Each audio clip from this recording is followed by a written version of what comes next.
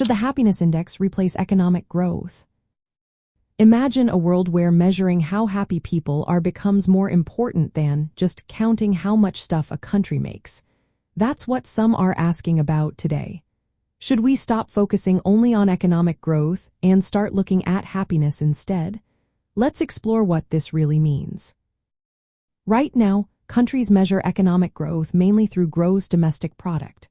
That's the total value of all goods and services produced in a country over a certain time. It helps us see if an economy is expanding or shrinking. Governments use this number to plan budgets, create policies, and compare their progress with other countries. But gross domestic product only shows economic output. It doesn't tell us if people are actually happier or healthier. The happiness index looks at how people feel about their lives. It considers things like mental health, social connections, personal freedom, and trust in government. Countries like Finland and Denmark often rank high on happiness scores, even if their gross domestic product per person isn't the highest. This shows that wealth isn't the only thing that makes people happy. Factors like social equality and political stability matter a lot. In macroeconomics, economic growth is linked to better living standards, more jobs, and better public services. But research shows that after a certain point, more money doesn't always lead to more happiness. Once basic needs are met, extra income has less impact on how people feel about their lives. So, focusing only on gross domestic product can miss important parts of what makes a society good to live in. Trying to replace gross domestic product with the happiness index alone is tricky.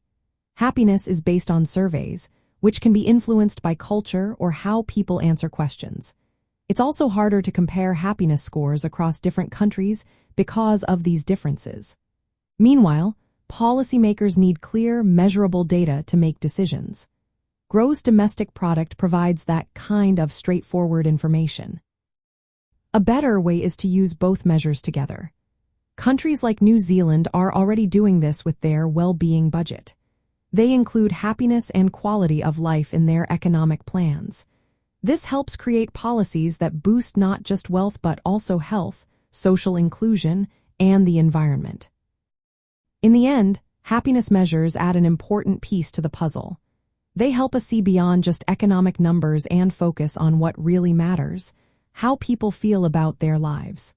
But they shouldn't completely replace gross domestic product. Instead, combining these tools gives a fuller picture of a country's progress.